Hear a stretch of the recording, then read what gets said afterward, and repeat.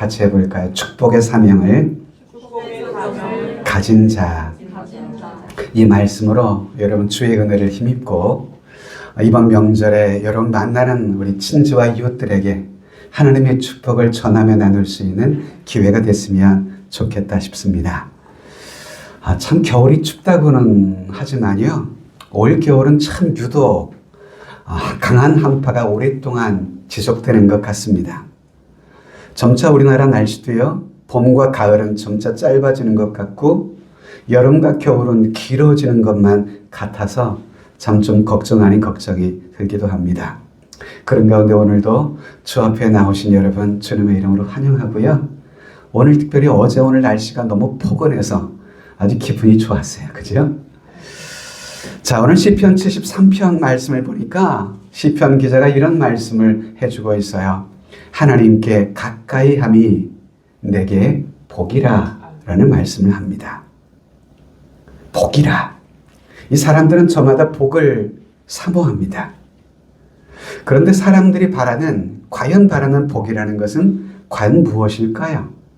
승진하고 성공하고 출세하는 것, 그것만이 진정한 복일까?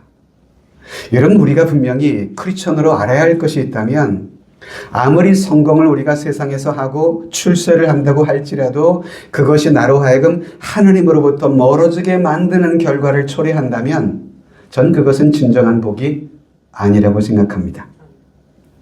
때론 우리가 실패하고 때론 아파하고 때론 원치 않게 넘어질지라도 그로 인해서 우리로 하여금 하나님 앞에 더 가까이 나아가게 할 수만 있다면 전 그것은 우리의 삶의 복인 줄로 믿으시면 아멘 하시기 바랍니다. 이 어떤 경우에라도 그래서 하나님을 가까이 하며 살아갈 수 있는 것, 이것이 여러분 인생의 복임을 잊지 않으셨으면 좋겠습니다. 그런 의미에서 우리 모두가 하나님을 멀리하지 않고 올 한 해, 여러분 올 명절에도 하나님을 가까이 하면 그런 삶을 살아가게 되기를 축복하고 싶습니다. 여러분, 하나님께서 믿음의 조상 아브라함, 또 그의 영적 후손인 저와 여러분들에게, 여러분 하나님께서는 그런 아브라함과 우리에게 말씀하셨어요. 너는 복이 될지라 라고요. 창세기 12장 2절에 보면 아브라함에게 하나님이 이렇게 말씀하세요. 내가 너로 큰 민족을 이루고 내게 복을 주어서 내 이름을 창대하게 하리니 너는 복이 될지라. 복이 되라고 말씀하고 있습니다. 아브라함에게. 이것은 아브라함 개인뿐만 아니라 아브라함의 영적 후손된 저와 여러분들에게도 동일하게 주시는 그런 살아계신 하나님의 음성인 줄로 믿습니다. 그런 의미에서 여러분 자신이 복이 되기를 바랍니다. 여러분, 우리 교회가 이 건물을 계약할 때 그 부동산 집 이름이 복댕이 부동산이었어요. 복댕이. 여러분들이 세상의 복덩이가 될 수 있기를 바랍니다. 복덩이.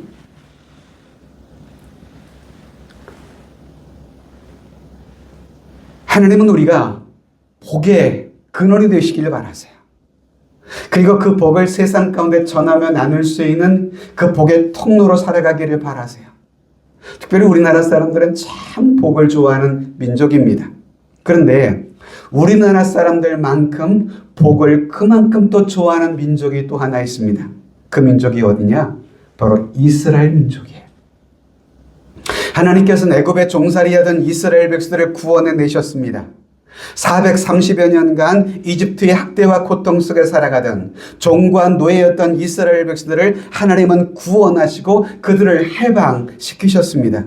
그리고 이후에 하나님께서는 그들을 구름 기둥으로 불 기둥으로 인도하셨고 하나님의 능력 가운데 홍해를 건너는 기적도 경험케 하셨습니다.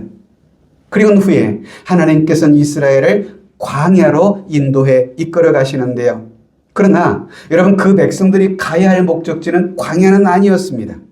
하나님께서 그들을 인도하시고자 하셨던 것은 그들의 조상적부터 약속하셨던 약속의 땅 가나안, 소위 젖과 끓이는 땅이라 불리는 땅이었습니다. 하나님은 그 이스라엘 백성들이 가나안 땅에 들어가기 전 시내산이라는 곳에서 그들에게 십계명과 하나님의 율법을 모세를 통해 전하셨습니다. 이것은 그들이 이후에 가나안 땅에 들어가게 되면 어떻게 살아야 할지에 대해서 구체적인 규례와 계명을 통해서 말씀하신 것이었죠. 그래서 이 내용 가운데 하나님 앞에 예배드릴 성막에 대한 규례도 말씀하시고, 그리고 제사의 임무를 감당하는 제사장의 역할에 대해서도 가르쳐 주셨습니다. 그리고 특별히 대제사장이 해야 할 일에 있어서도 아주 구체적으로 말씀해 주셨는데요. 이처럼 여러분, 성전의 제사를 맡은 이 제사장들이 해야 할 중요한 역할 중에 하나가 오늘 본문에 무엇을 하라고 말씀해 주셨는가 하면, 백성들을 위하여 너희는 축복의 사명을 가진 자라고 하는 것을 오늘 본문을 통해서 말씀하고 계시는 건데요. 오늘 본문 22절을 보실까요? 여호와께서 모세에게 말씀하여 이르시되 아론과 그의 아들들에게 말하여 이르기를 너희는 이스라엘 자손을 위하여 이렇게 축복하여 이르되.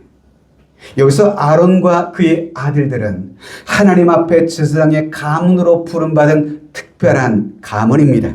그러니까 이 말씀은 이제 대제사장들이 해야 할 중요한 역할과 사명이 무엇인지를 우리에게 가르쳐 주시고 있는데요.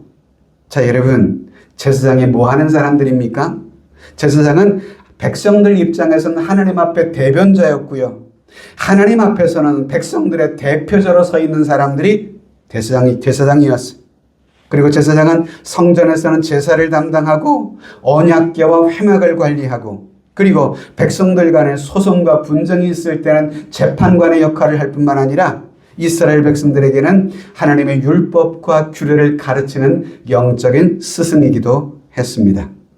그리고 아무도 행사할 수 없는 이 제사권, 그리고 축복권을 하나님으로부터 위임받은 사람, 그가 누구냐? 바로 아론과 그의 아들들이 받은 소위 제사장권이에요. 제사장권이라고 말하죠. 그래서 오늘 본문에 보면 이 제사장들이 백성들을 위하여 축복을 선포하면 하나님께서는 그 백성들에게 그 복을 내리시겠다고 분명히 약속하고 계시는 겁니다. 그래서 말씀하시기를 너희는 이스라엘 자손을 위하여 이렇게 축복하라. 그리하면 그들에게 내가 복을 내리리라 말씀하고 계시는데요. 자, 그러면 오늘 하나님께서 제사장들로 하여금 이스라엘 백성들에게 무엇을 축복하라고 말씀하실까요? 어떻게 축복하라고 말씀하시는 것일까요? 오늘 그것을 본문을 통해 몇 가지 본문을 통해 나눠 살펴보려고 합니다. 첫째는요, 여호와는 내게 복을 주시고, 24절을 보실까요? 여호와는 내게 복을 주시고 너를 지키시를 원하시며. 아론과 그의 아들들이 백성들을 위해서 기도해야 할 기도의 내용이 뭐냐? 하나님은 너에게 복 주시기를 원하시는 분이라는 거예요. 너를 지키시기를 원하시는 분이라 이 말입니다. 이것을 빌라고 말씀했어요. 여러분, 앞서 말씀드렸듯이 우리 배달의 결의 우리 한민족은 예로부터 참 복을 사모했던 민족이 아니었겠습니까? 지금도 산이나 뜰에 가면요, 그냥 내려오는 법이 없죠. 나무나 뜰에 돌에다가 무언가를 꼭 새기고 오고요. 또 바다 모래사장에 가면 자기의 이름, 가족의 이름 하트를 뿅뿅 그려가지고 사랑해 이것을 새겨놓기도 오고 거기도 합니다. 또 불교 사찰에 가면 여러분, 이 사찰 천장에는 온갖 연등이 쫙 이렇게 진열되어 있잖아요. 그 연등의 의미가 뭡니까? 이 연등을 바치는 사람들의 소원, 영원하는 마음을 담아서 그의 가정과 삶에 복이 임하기를 바라는 그런 마음에 연등을 불교인들이 달아놓은 것 아니겠습니까? 여러분, 사진을 몇 장 보면 심지어 우리나라 사람들은 얼마나 복을 사모하는지 수저에도요, 복자를 이렇게 새겨놨어요. 젓가락에도 복자를 세워놓았어요.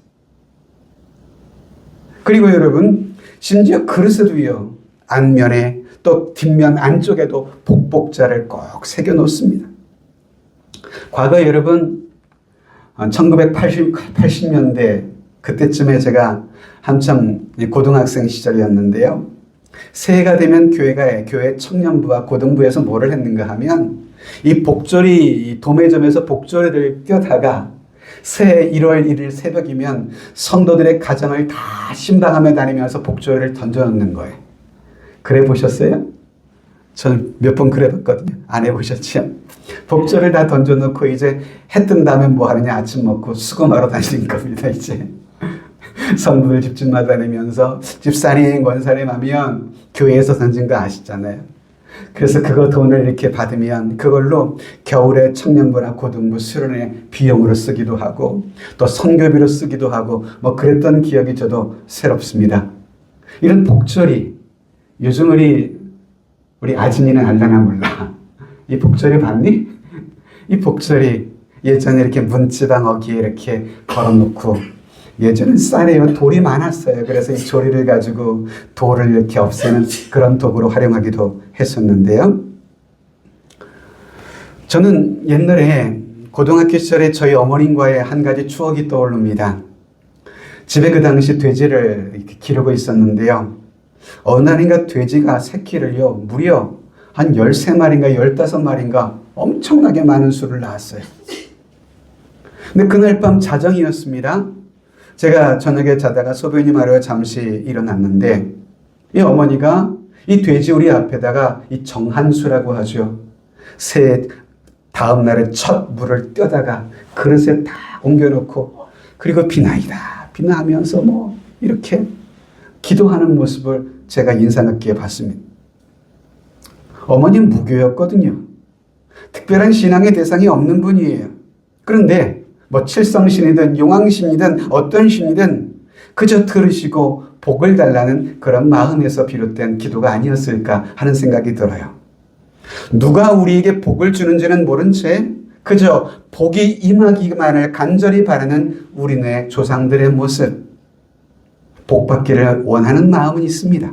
그런데 누가 내 인생에 복을 주는지는 모른 채 막연히 복만 빈다고 그 복이 과연 임할 수 있는 것일까?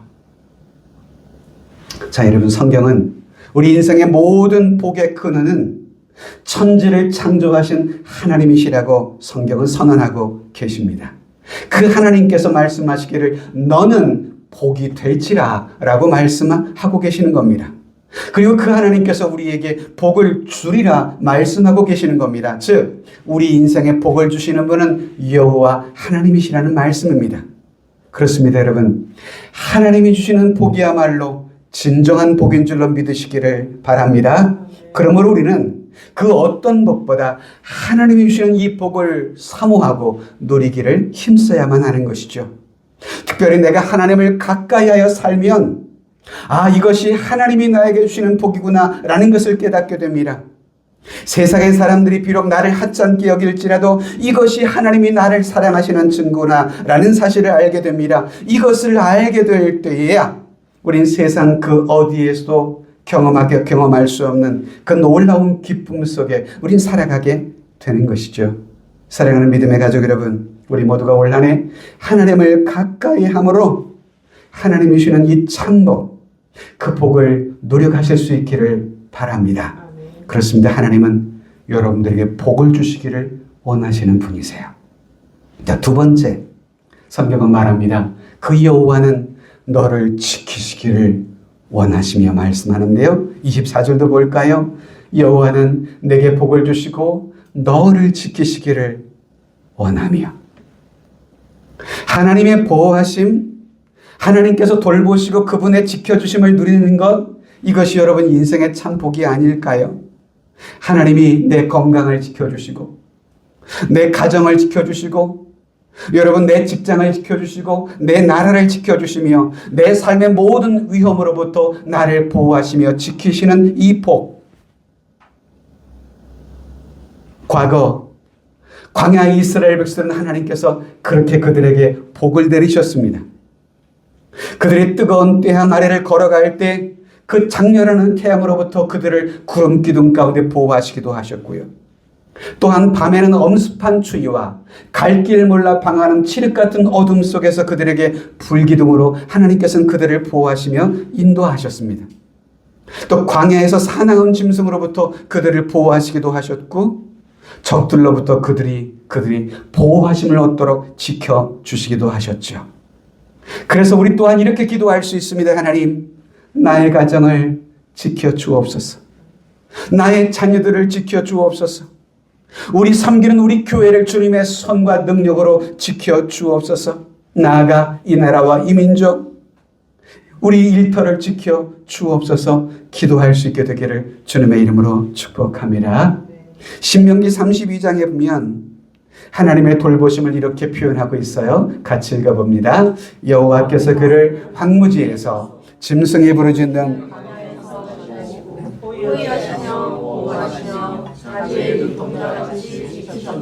할렐루야. 하나님께서 우리를 지키시고 보호하시는데 어느 정도로 우리를 보호하신다고 말씀하세요? 자기의 무엇까지 지키신다고요? 눈동자같이 지키신대요. 여러분, 눈동자. 우리 눈동자가 얼마나 예민한 것인 줄 아시죠? 조그만 먼지 티끌 하나만 들어가도요, 우리의 눈은 그 먼지로부터 내 눈을 보호하기 위해서 눈물을 쏟아놓고 깜빡깜빡거리게 만들어서 눈을 보호합니다. 마치 눈동자가 나의 눈을 보호하듯이. 여러분, 우리 하나님께서 이처럼 당신의 백성들을 세밀하게 지키시고 보호하신다는 그런 표현 아닐 수 없습니다. 그래서 오늘 나로 하여금 시험에 당하지 않도록, 내가 이 땅을 살아갈 때 아프지 않도록, 내 삶이 그릇된 길로 빠지지 않도록 하나님께서 우리를 지키시고 보호하시는 분이시더라고요. 시편 121편에 그 하나님의 돌보심에 대해서 시편 기자는 이렇게 또 고백을 해주기도 했는데요. 같이 읽습니다. 여호와께서 너를 실족하지 아니하게 하시며 너를 지키시는 이가 졸지 아니하시리로다. 그렇습니다. 여러분, 하나님은 졸지도 않으시고 주무시도 아니하시며 우리의 삶을 지켜주시는 하나님이세요. 우리 모두가 이 놀라운 하나님의 사랑과 보호 아래 거하시며 살아가게 되기를 주님의 이름으로 축복합니다. 또한 이사야 선지자도요, 이사야 31장에 이런 말씀을 해 주십니다. 새가 날개치며 그 새끼를 보호함 같이 나 만군의 여호와가 예루살렘을 보호할 것이라. 그것을 호위하며 건지며 뛰어넘어서 구원을 하리라 라고 말씀해 주세요. 사랑하는 믿음의 가족 여러분, 오늘 내가 누리고 있는 이 평안한 삶, 지금 내가 호흡하며 살아가고 있는 이 삶의 은혜들, 이 모든 것이 생명과 건강을 지켜주신 하나님의 은혜요 돌보심 때문이 아니겠습니까?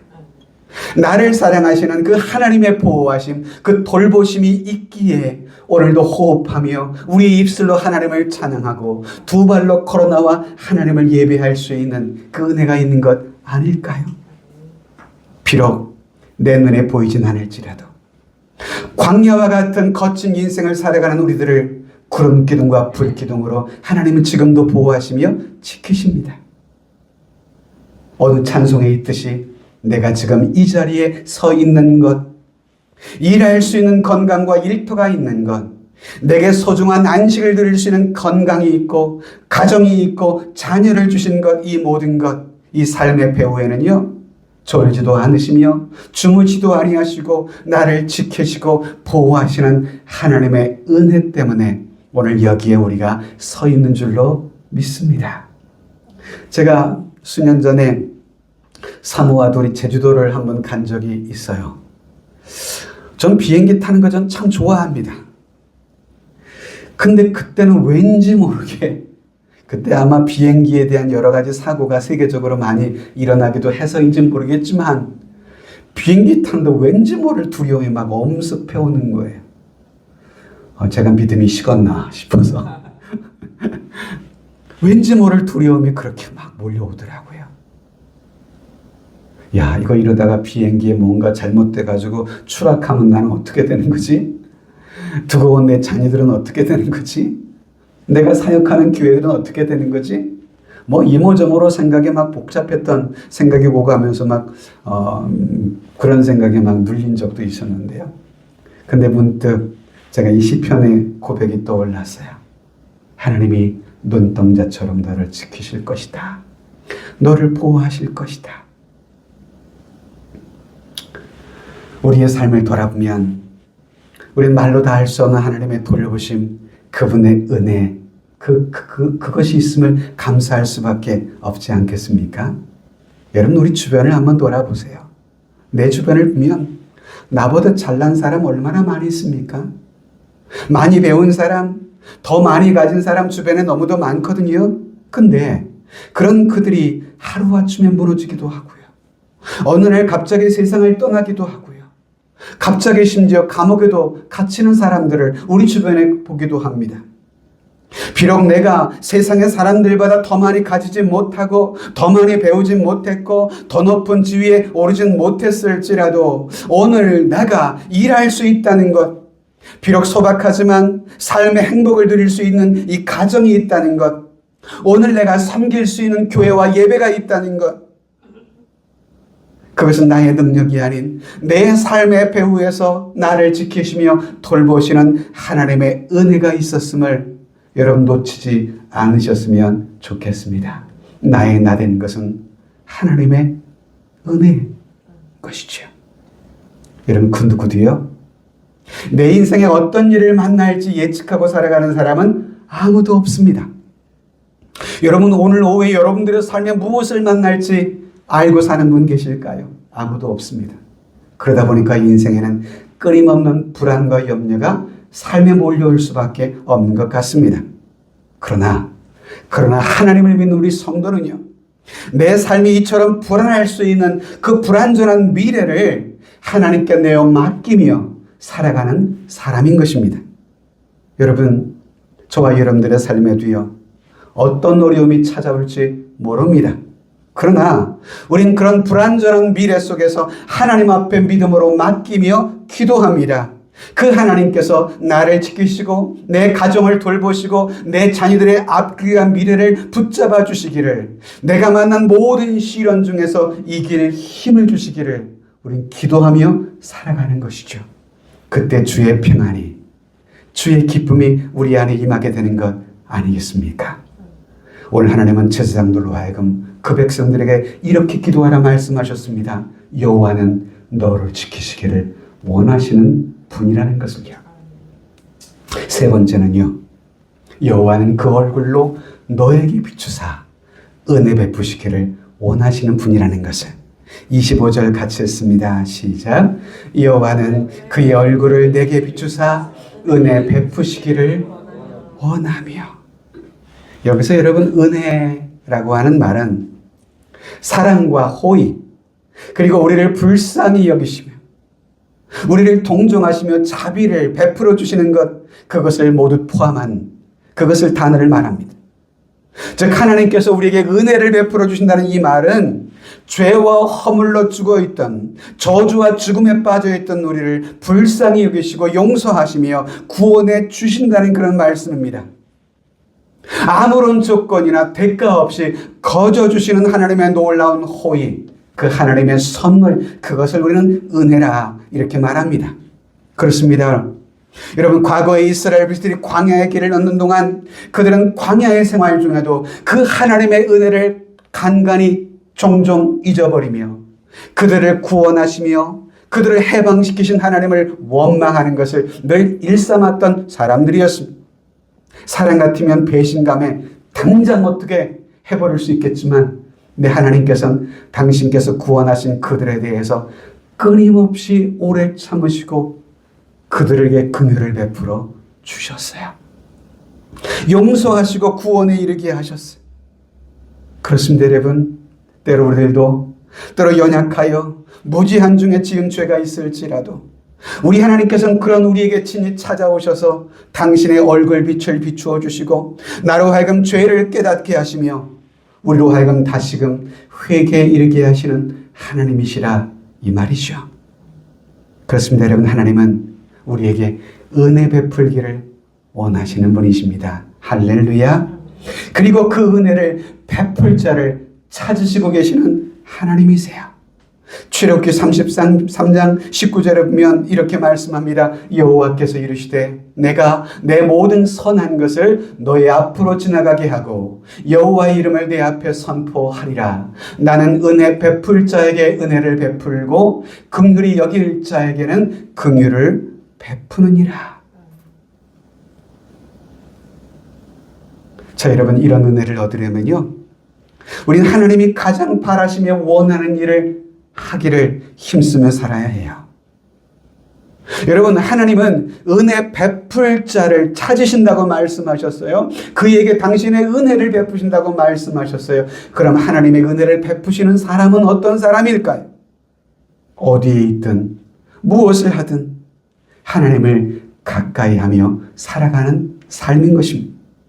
늘 하나님의 품 안에 거하며 머무는 사람, 그런 사람이 하나님이 은혜 베푸실 사람인 것입니다. 오늘도 그분의 말씀 안에 거하며 살아가는 삶, 즉 한마디로 말하면 하나님과 동행하는 삶이라고 표현할 수 있겠죠. 오늘도 주 앞에 기도하며 찬양하는 삶, 그 삶을 하나님은 기뻐하시며 그에게 당신의 은혜를 베푸시는 줄로 믿습니다. 시편 103편 8절에 보면 이런 말씀을 하십니다. 여호와는 긍휼이 많으시고 은혜로우시며 노하기를 더디하시고 인자하심이 풍부하시도다. 그렇습니다.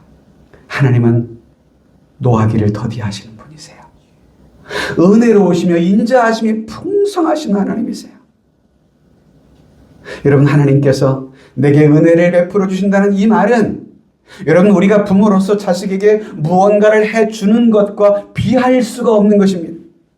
하나님, 우리가 위험을 당하고 가난과 질병, 저주 가운데 살아가는 것을 원하시지 않으시는 분이세요. 하나님은 자기 백성들이 그분의 품 안에서 행복과 기쁨을 누리며 살아가기를 바라세요. 즉 영적 풍성함을 이 땅에서 누리며 살아가기를 바라십니다. 바로 이러한 삶을 위해서 하나님께서는 우리가 지은 그 죄로 인해 죽어있던 우리들을 대신하여 당신의 하나뿐인 외아들을 예수님을 보내시고 우리를 대신하여 십자가에 죽게 하심으로 우리의 모든 죄를 용서하시며 구원하여 주신 것이죠. 저주 속에서, 어둠 속에서, 절망 속에 살아갈 수밖에 없던 우리들에게 진정한 영적 자유와 구원의 기쁨을 허락해 주신 것입니다. 바로 그 하나님께서 오늘도 저와 여러분들에게 이 복을 주시기를 원하십니다. 은혜 베풀어 주시기를 말입니다. 여러분, 올 한 해 여러분 모두에게 은혜 베풀 자에게 은혜를 베푸시는 그 놀라운 말씀의 축복이 나를 향한 하나님의 음성으로 듣고 그분이 기뻐하시는 삶을 힘써 살아가게 되기를 진심으로 축복합니다. 마지막으로 하나 더 볼 것은요, 여호와는 그 얼굴을 내게로 향하여 드사 평강 주시기를 원하노라 라고 기도하라고 하나님은 아론과 그의 아들들에게 사명을 맡기셨어요. 자, 26절 같이 읽어볼까요? 시작. 여호와는 그 얼굴을 향하여 두사 평강 주시기를 원하노라 할지니라. 평강 주시기를 원하노라. 이 평강은요, 무엇을 의미하는 말씀일까요? 평강은 하나님이 내 삶에 임재하셔서 내 삶의 모든 부분들이 조화를 이룬 온전한 상태를 가리킵니다. 내 삶이 조화를 이루지 못하고 부조화를 이루면 사람은 끊임없이 불안과 염려와 근심 속에 살아갈 수밖에 없게 되지요. 그래서 평강의 축복이라는 것은 전쟁이 없는 평화, 죄악이 없는 마음의 평안, 갈등과 다툼이 없는 화목의 상태, 바로 이것이 하나님이 주시는 놀라운 평강의 축복인 것입니다. 그런데 세상에는요, 너무도 많은 사람들이 이 하나님이 우리에게 주시고자 하시는 이 평강의 축복을 누리지 못한 채 살아가는 분들이 많습니다. 무엇보다 우리는 여러분들의 마음속에 평강의 은혜가 있기를 진심으로 축복합니다. 여러분, 아무리 재산이 많아도요, 마음의 평강이 없으면 그 재산이 그에게 복일까? 높은 지위와 권력을 가졌다 할지라도 마음속에 평강이 없다면 그 무슨 소용이 있을까요? 요한복음 14장에서 주님께서는 이런 놀라운 약속을 해주시기도 하셨어요. 평안을 너희에게 주노니 곧 나의 평안을 너희에게 주노라. 내가 너희에게 주는 것은 세상에 주는 것과 같지 아니하니라. 너희는 마음에 근심도 하지 말고 두려워하지도 말라. 하나님을 믿고 의지하는 사람들의 마음속에는 세상이 알 수 없고 줄 수 없는 놀라운 평안이 임하게 돼요. 세상 사람들은 그러한 우리의 삶의 모습을 보면서 이해하지 못한다고 해요. 그분의 삶에 무엇이 그렇게 행복할지. 그런데 그의 얼굴에는 늘 미소와 행복이 가득합니다. 여러분, 주님이 주는 이 평안의 축복을 얻게 되면 세상 것과 비교할 수 없는 놀라운 평강인 줄로 믿습니다. 내 삶이 비록 태산 같은 문제가 있을지라도 주를 의지하는 사람들의 마음속에는요, 알지 못할, 세상이 알지 못할 평강이 우리 속에 있어요. 그리고 그것을 능히 이게 극복할 힘을 주시기도 하세요. 그래서 27절에 하나님께서는 제사장들에게 이러한 축복을 하라고 본문에 말씀하고 있잖아요. 같이 읽어봅시다. 시작. 그들은 이같이 내 이름으로 이스라엘에게 축복할지니 내가 그들에게 복을 주리라. 이처럼 제사장이 여호와 하나님의 이름으로 백성들을 축복할 때 여러분, 그것은 인간 제사장의 권위만이 아니라 하나님께로부터 부여받은 하나님의 권위를 가지고 그들을 축복하는 것입니다. 그러면 하나님께서 그들의 축복을 그들의 기도를 듣고 그 백성들에게 복을 주시마 약속하고 계시는 겁니다. 여러분, 오늘날 우리 신약의 예배의 마지막 말미에 목회자들이 축도라는 것을 하잖아요. 축도. 신약의 축도의 원형을 쫓아서 이제는 우리 주 예수 그리스도와 쭉 삼위일체 이름으로 이름 축복하는데요. 오늘 본문은 소위 구약의 제사장의 기도잖아요. 축복 기도.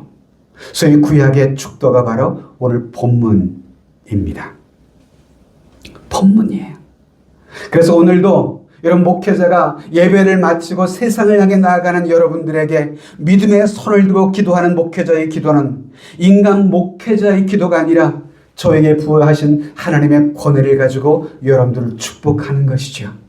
그 축복을 여러분들이 아멘으로 받으면 그 복이 여러분들에게 임하게 될 줄로 믿습니다. 자, 여러분, 하나님께서는 구약의 제사장들에게 이렇게 복을 빌라고 말씀하셨어요. 자, 신약의 우리들, 여러분, 신약의 우리는 누굽니까?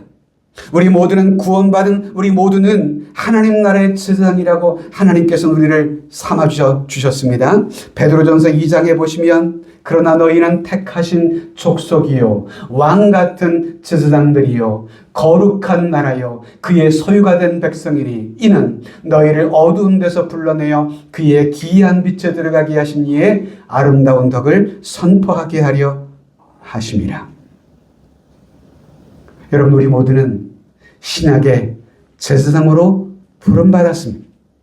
목회자만이 제사장이 아니라 우리 모두는 하나님 앞에 왕 같은 제사장으로, 여러분, 하나님 앞에 마음껏 예배할 수 있는 예배의 사람으로 부름받았습니다.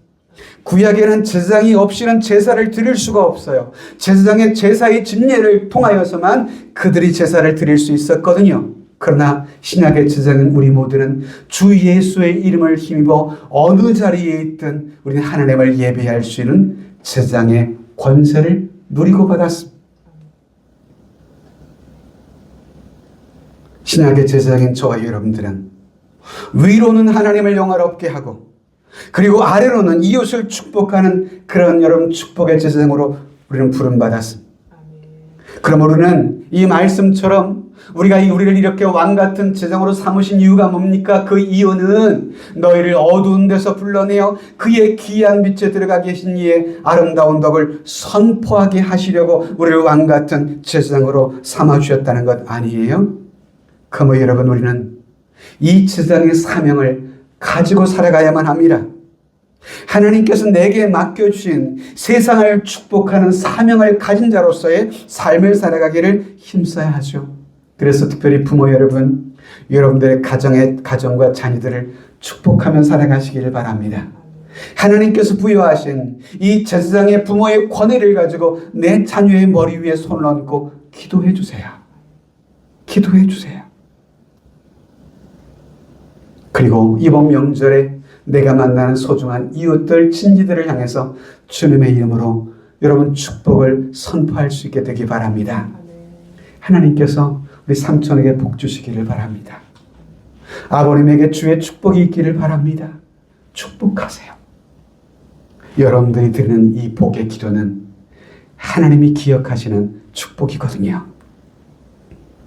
신약에 이처럼 제사장으로 부름받은 우리의 사명은요, 세상을 축복하는 축복의 통로로서 살아가야만 한다라는 것입니다. 말씀을 한번 정리해 볼까요? 하나님은 오늘도 살아계십니다. 하나님께서는 우리에게 지금도 복을 주시며 우리를 지키시고 은혜와 평강 주시기를 원하시는 분이십니다. 이 놀라운 이 축복을 근본 설명절을 통해서 나와 내 가족, 내 이웃들을 축복하는 귀한 일을 위해서 내가 받은 그 사명을 감당할 수 있게 되기를 주님의 이름으로 축복합니다. 마지막으로 이 말씀 한 구절 나누고 마치려고 하는데요. 사도행전 20장에 주 예수께서 친히 말씀하신 말씀입니다. 주 예수께서 친히 말씀하신 바 주는 것이 받는 것보다 복이 있다라는 사실을요. 이 말씀을 우리의 제사장의 복의 사명과 한번 연계해서 살펴보자고요. 먼저 이 축복을 주십시오. 축복을 전하십시오. 축복을 전하는 자가 더 복된 자라는 것 주께서 말씀하십니다. 올 한해 올 명절을 앞두고 말씀의 제목처럼 축복의 사명을 가진 자로서 올 한해 또 여러분 가정에서 일터 속에서 힘써 살아가게 되기를 주님의 이름으로 축복합니다.